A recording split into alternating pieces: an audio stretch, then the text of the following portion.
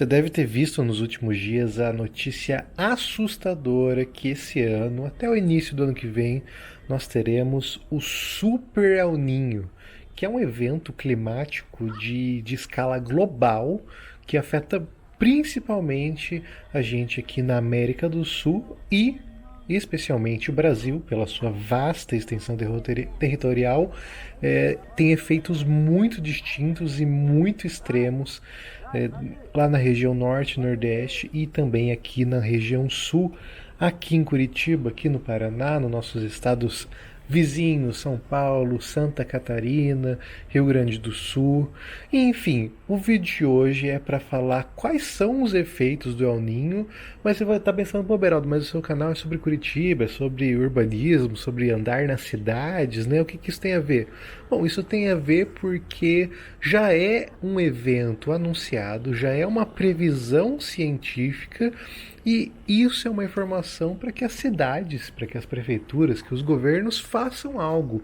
Então eu vou falar também o que Curitiba está fazendo para se preparar, não só para o El Niño, né, para essas mudanças climáticas que, tendo em vista os últimos acontecimentos climáticos, os últimos fatos, as últimas catástrofes até que aconteceram aqui no Brasil, é necessário uma preparação, é necessário alguma obra, é necessário alguma coisa para a gente se preparar. Não dá para ficar num status quo. Então, o vídeo de hoje é sobre isso, entendendo o que é esse Super El Niño de 2026 e o que tem a ver com Curitiba. Eu sou Beraldo, sou arquiteto, sou urbanista e sou um caminhante da cidade. Se você é novo por aqui, deixa o seu like, se inscreva no canal, deixa um comentário com a tua opinião respeitosa e vamos lá.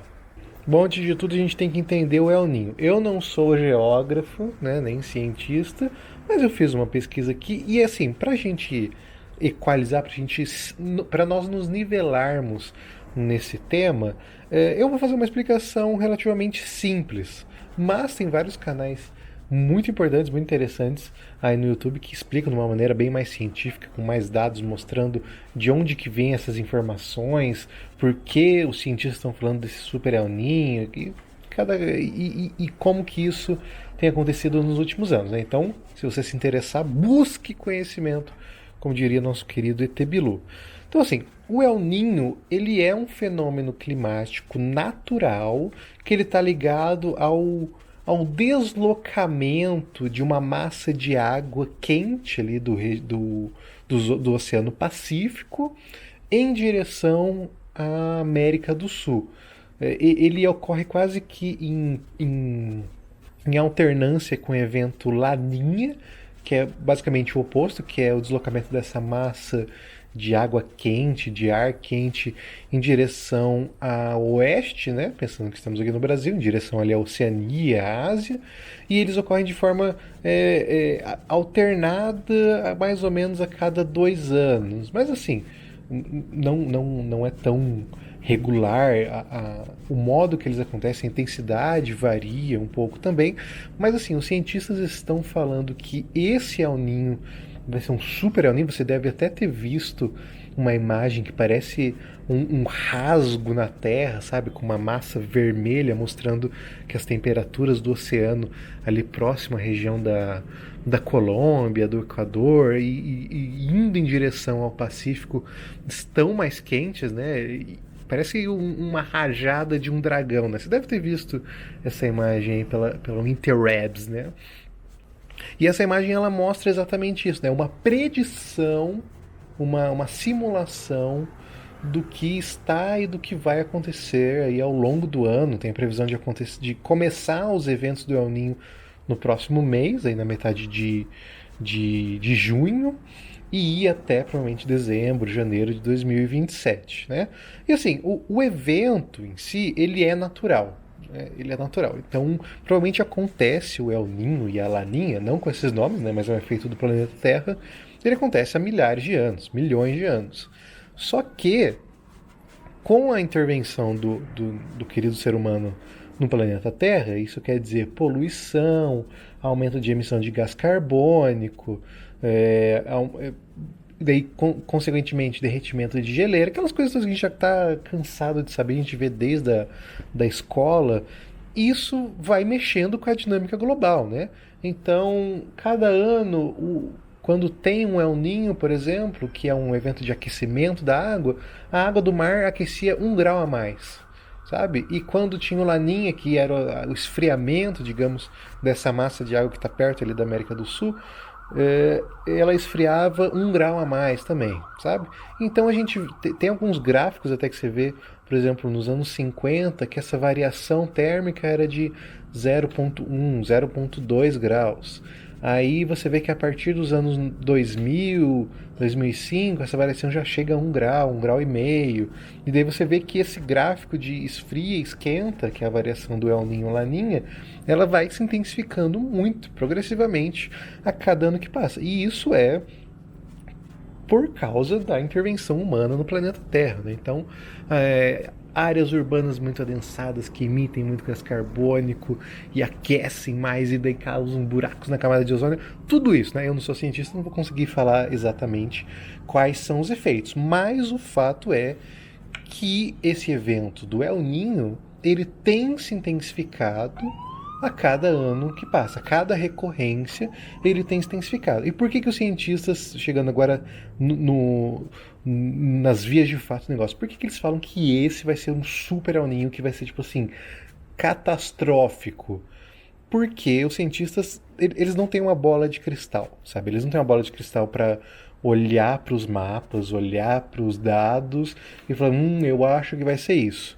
O que eles têm é um método que olha para o passado, cria modelos de cálculo, modelos computacionais, modelos de previsibilidade, não é só um achismo, predição, ou tipo, não, está esquentando, agora vai esquentar para sempre, é isso aí.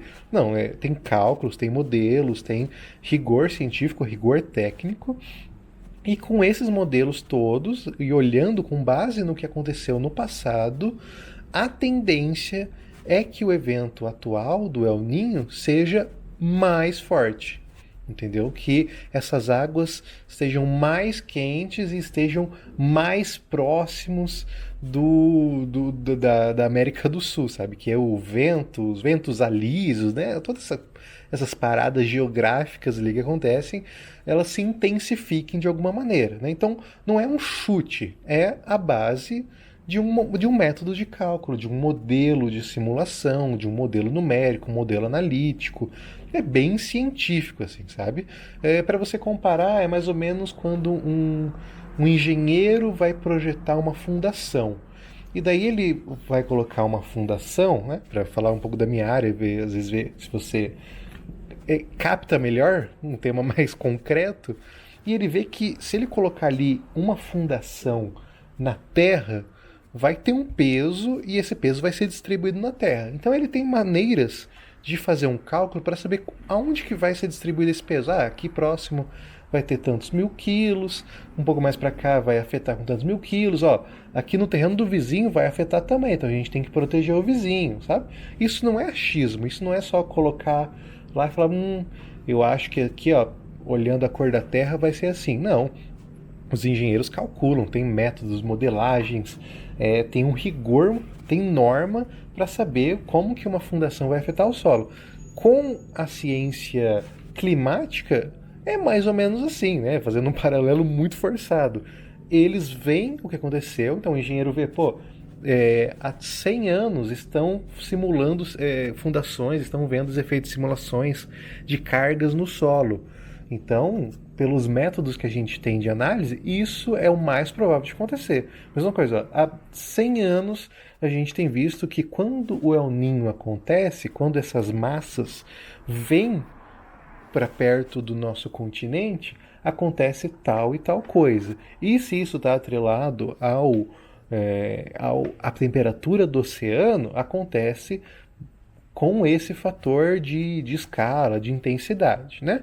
Então, eu fiz toda essa introdução, esses 5 minutinhos aí, para explicar o que é o Ninho e para explicar que, tipo assim, não é só um chute, tem a ver com o modelo de cálculo. E por ter a ver com o modelo de cálculo e com um olhar do passado, usando o passado, do que tem acontecido, as bases, os dados de cada ano para fazer essa previsão científica do que vai acontecer, pode ser que não aconteça, pode ser que seja menos rigoroso do que está se mostrando, mas estatisticamente vai ser bem rigoroso, né? Bom, então vamos para a parte prática, como que isso nos afeta. No Brasil, falando especificamente do nosso país, acontece duas coisas diferentes. Na região norte e nordeste, na verdade pega a partir do sudeste para cima, a seca é muito intensa. Né? Então é uma grande estiagem, as chuvas diminuem muito, alguns rios diminuem sua vazão absurdamente. Isso afeta eventualmente a agricultura, a produção de alimentos no geral, até produção de energia, né, transformação de energia por hidrelétricas, né? Tem eventualmente queimadas, porque como toda a região está mais seca, então é mais suscetível a queimadas espontâneas, ou as criminosas têm um raio de abrangência maior, né? No Nordeste, que acho que é o que mais afeta, aquela imagem que a gente tem bem antiga do sertão nordestino, sabe? Com seca, estiagem, aquele sol de rachar.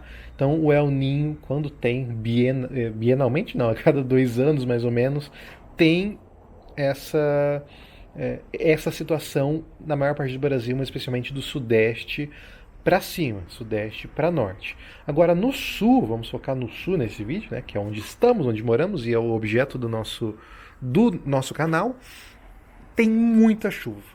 Tem muita chuva mesmo, porque daí tem aquele conflito da massa de ar polar, e daí a massa de ar quente, águas quentes que vem ali do norte, então vem uma água evaporada, daí que ela condensa e cai. Eu acho que é alguma coisa mais ou menos assim. Então tem muita chuva mesmo na região do sul do Brasil, que é Paraná, Santa Catarina e Rio Grande do Sul. Mais chuva que o normal, maior risco de enchentes e temporais, inclusive temporais, não é só chuva, não é só milímetros de água, mas é trovão, ventania, raios, então descargas atmosféricas, então coisas que causam danos também nas cidades, nas propriedades, não só o volume grande de água em si. Tem temperaturas mais altas, então provavelmente o inverno desse ano ele vai ser menos rigoroso. Beraldo, mas tá um frio do caralho agora.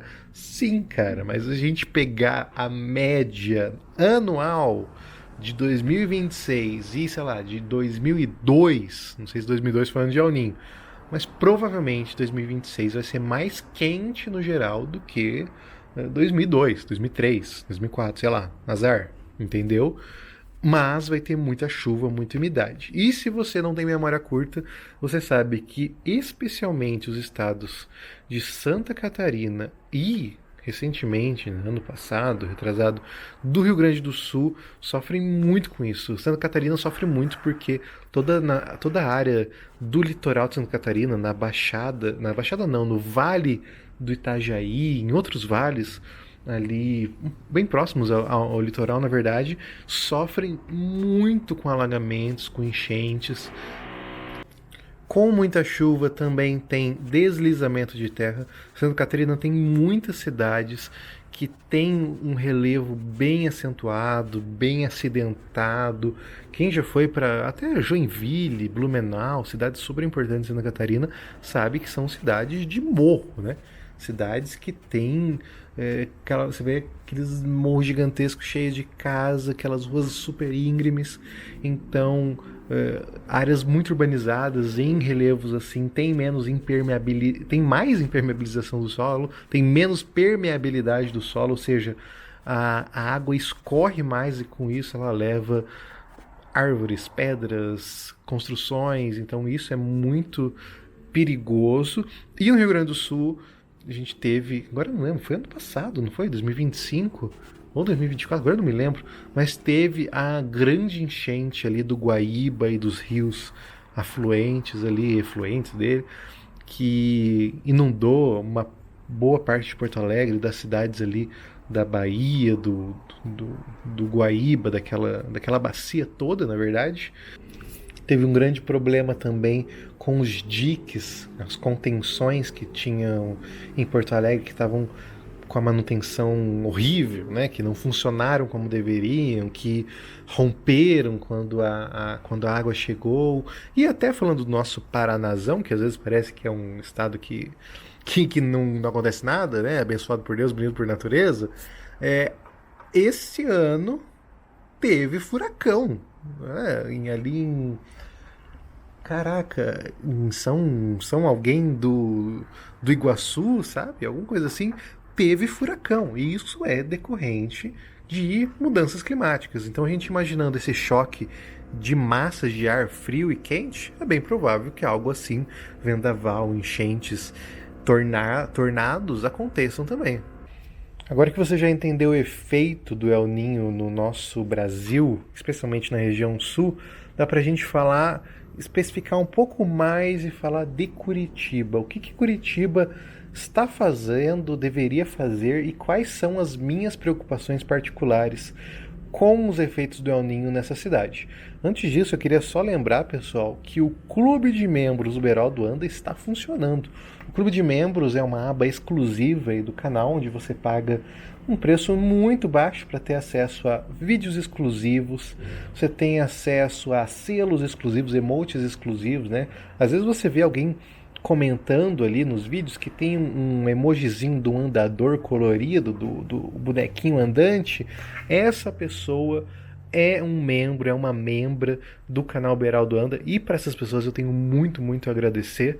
Temos mais de 20 pessoas como membros do canal, pessoas que pagam mensalmente, apoiam o canal mensalmente, ativamente, não, nem precisavam fazer isso, mas é um incentivo que elas me dão, é uma ajuda, um apoio, um valeu, e eu fico muito feliz com isso. Então, se você quiser apoiar os vídeos aqui no Beraldo Anda, também deixa aqui a tua inscrição no clube de membros. Tem alguns planos lá, clique e veja o que é melhor para você. Em breve teremos vídeos novos aí para os membros. Tem uma saga que eu quero fazer um diário aí para o clube de membros, mas em breve novidades.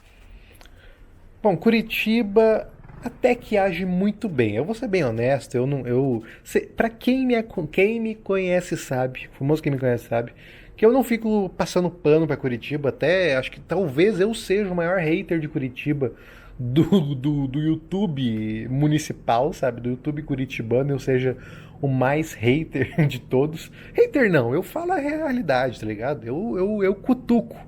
E tem gente que se ofende. Eu falo. Curitiba não é essa cidade sonho, mas não. Mas eu tenho que admitir que está acontecendo agora um programa de revitalização em obras em Curitiba que atende um pouco essas condições climáticas que eu falei.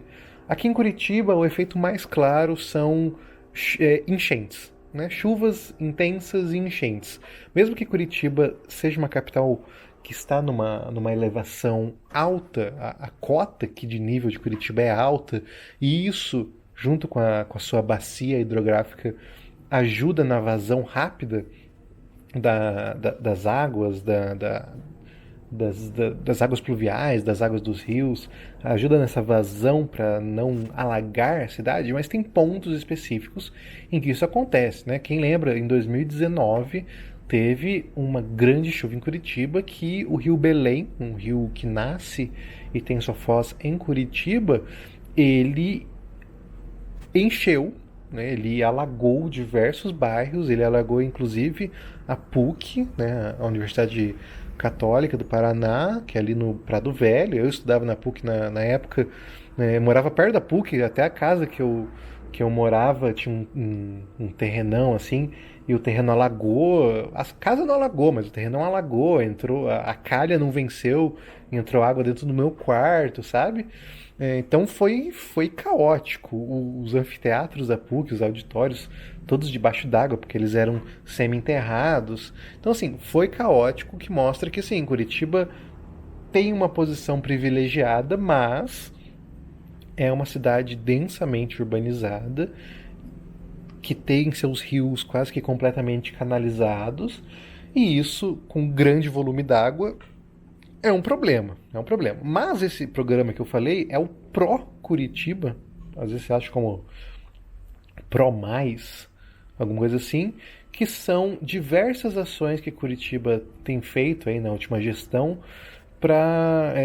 principalmente em obras de infraestrutura urbana. Não é uma grande revolução nem nada, não tem trazido inovação absurda assim para a cidade, não é nada que a gente pode dizer que é vanguarda, estado de arte do urbanismo, das construções, da infraestrutura urbana, mas é um grande ajeitamento, né, entre aspas, da cidade. Então, as principais obras é a obra do BRT do Leste a Oeste, né, o biarticulado, o Bus Rapid Transition, que vai lá desde Pinhais até passa o Capão da Embuia, passa pelo centro ali na Eufrásio Correia, vai até o Campo Comprido, se eu não me engano, nessa leste-oeste.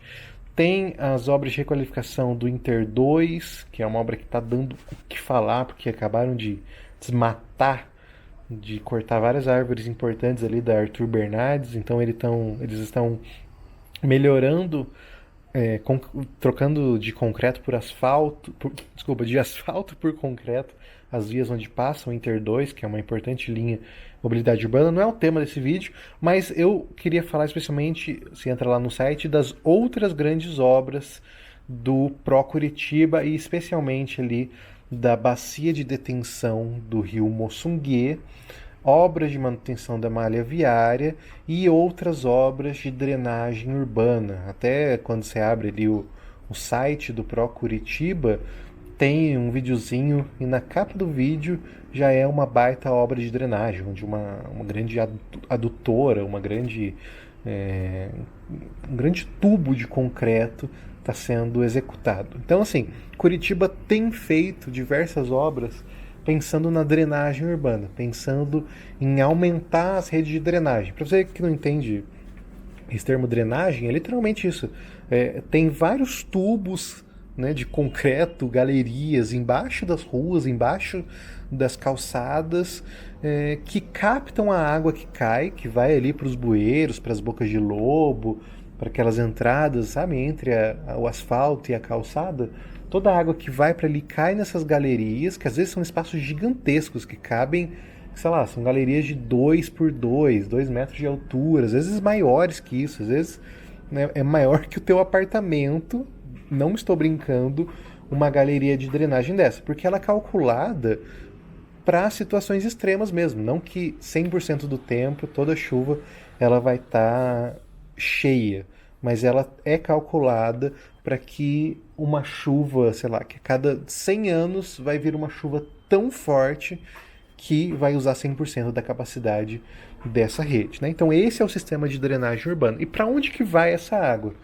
Vai para várias bacias de detenção, que é basicamente um piscinão. Até aqui no site eles estão construindo a bacia de detenção do rio Moçungue, que atende toda a bacia ali do rio Moçungue, do rio Barigui, atende diversos bairros da região oeste de Curitiba, especialmente ali no Campo Comprido, mas abrange também o Moçungue, Santo Inácio, Orleans, São Brás, abrange basicamente 35 mil pessoas da região e evita que as suas casas sejam inundadas com essa bacia. Então toda essa água é captada por essas galerias enormes, esses tubos enormes, e vai para esse grande piscinão que ele alaga e outros lugares não. A gente conhece muito bem o exemplo do Parque Barigui, né? O Parque Barigui, ele é também uma grande bacia de detenção, de contenção de cheias.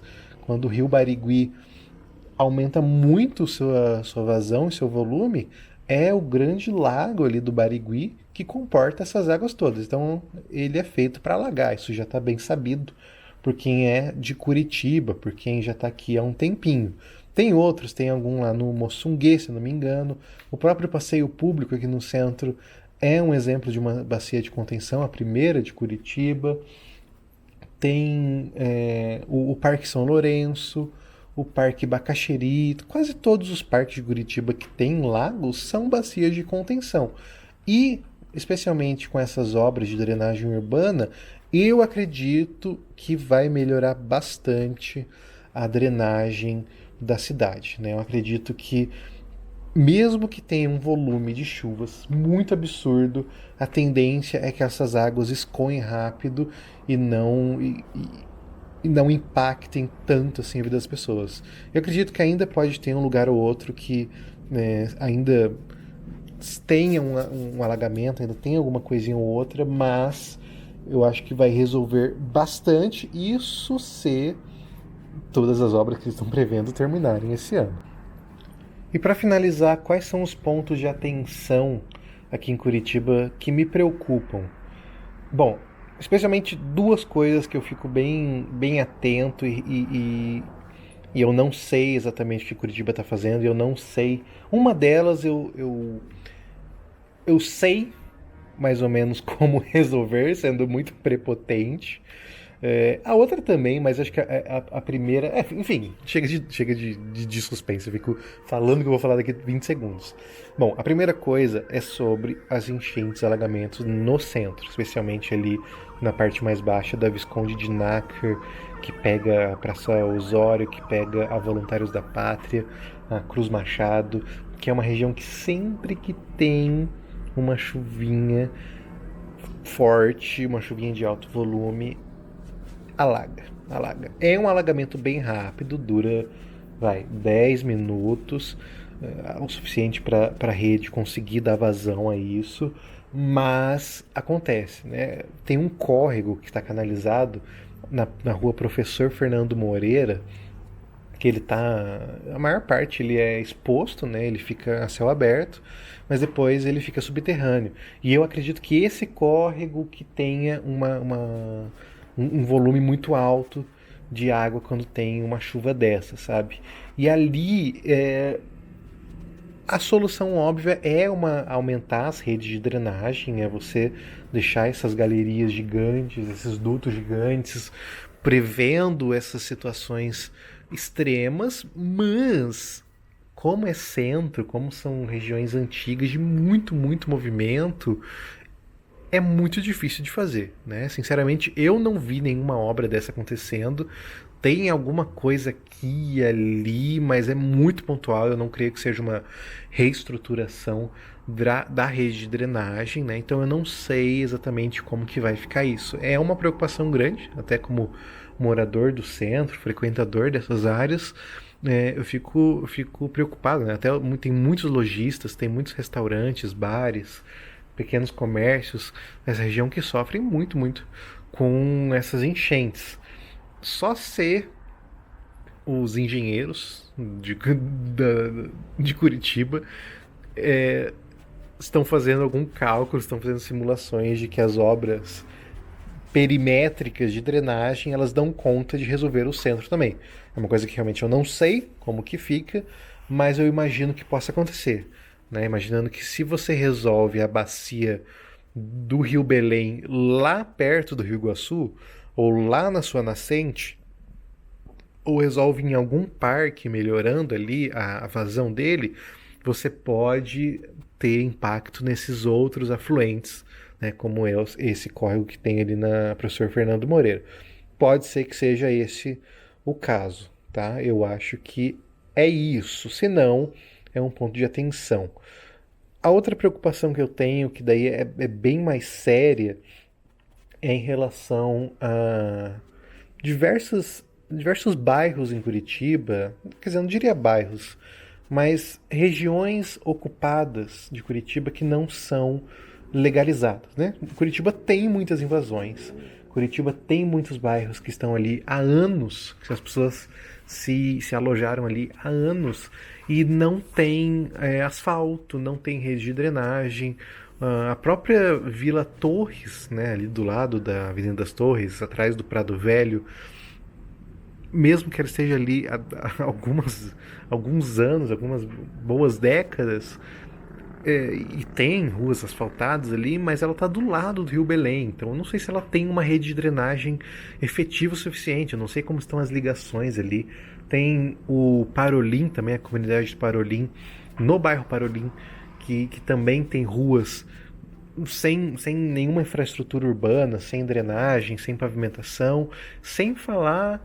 Essas são as que a gente conhece, que a gente passa todo dia por ali, que a gente vê, que talvez seja, entre aspas, mais fácil da prefeitura deslocar profissionais, equipamentos e fazer alguma coisa imediata, mas tem também ocupações muito distantes do centro, como lá na Caximba, no Umbará, enfim, bairros muito distantes do centro de Curitiba e muito grandes, né, tendo em vista a proporção ali, que tem pouquíssima infraestrutura, são ruas de terra, casas de madeira, de restos de materiais de construção. Então tem que ter. Eu, é difícil assim porque o óbvio é o poder público dar um auxílio para essas pessoas. Elas não têm condição de ir lá e colocar um ramal de drenagem e fazer um parque esponja do lado do bairro delas. Isso é uma obra de milhões de infraestrutura, de projeto de engenharia. Só que não dá para simplesmente deixar, né? E não é só se você não liga para as pessoas, não é só porque as casas delas vão alagar e a rua vai virar um inferno, mas é porque vai afetar a região. Eventualmente essa água vai ter que escoar para algum lugar, então vai escoar para alguma rodovia, vai começar a infiltrar e talvez desmoronar alguma coisa. Enfim, pode acontecer coisas muito, muito ruins nessas regiões que não são urbanizadas. Curitiba tem muitas regiões não urbanizadas e a gente não vê muita ação da prefeitura para essas regiões. Para falar que não vê, para eu ser justo também, tem o bairro Novo do Caximba, né, que é uma ação do Pró Curitiba, que são moradias novas, áreas urbanizadas lá no bairro Caximba. Mas ainda é uma parte do bairro, eu sei que é difícil, não estou falando que a prefeitura tem dinheiro infinito também, mas já são obras que aconteceram de urbanização, mas estão bem aquém da necessidade. Ainda falta muita coisa e essas são as minhas maiores preocupações. O centro de Curitiba e os bairros periféricos, os bairros, as ocupações, as invasões, que também precisam estar assistidos quando o El Niño chegar, e ele vai chegar, a gente sabe disso. Bom, pessoal, esse foi mais um vídeo do Beraldo Anda, em mais uma caminhada passando por regiões centrais. Passei ali pela rua Professor Fernando Moreira, não sei a que altura, passei por outras ruas mais locais, ruas principais, contando um pouco aí sobre o El Niño, Super El Niño 2026 e falando sobre a cidade de Curitiba, como que ela vai ser preparada para isso. Apesar de tudo, eu acredito que Curitiba está relativamente bem preparada comparada a outras cidades, outras capitais brasileiras que têm mais sensibilidade a esse assunto. Mas é muito importante a gente estar atento a isso e cobrar efetivamente dos nossos políticos do poder público essas obras, a celeridade, a continuidade, enfim, isso é muito importante. Se você assistiu até aqui, meu muitíssimo obrigado. Comente drenagem urbana. Eu gostei, eu fiz isso num vídeo de... Comente isso se você ficou até o final. Eu achei muito legal que muita gente comentou. Então, muito obrigado pessoal que comentou naquele outro vídeo, ali do Memorial de Curitiba. Comente aqui também drenagem urbana para eu saber se você chegou até o final, né? Aí deu falando muito. Muito obrigado, a gente se vê nos próximos vídeos. Valeu, falou, clube de membros, like, comentário, hype, inscrição, tudo que tem direito, notificações e é nóis.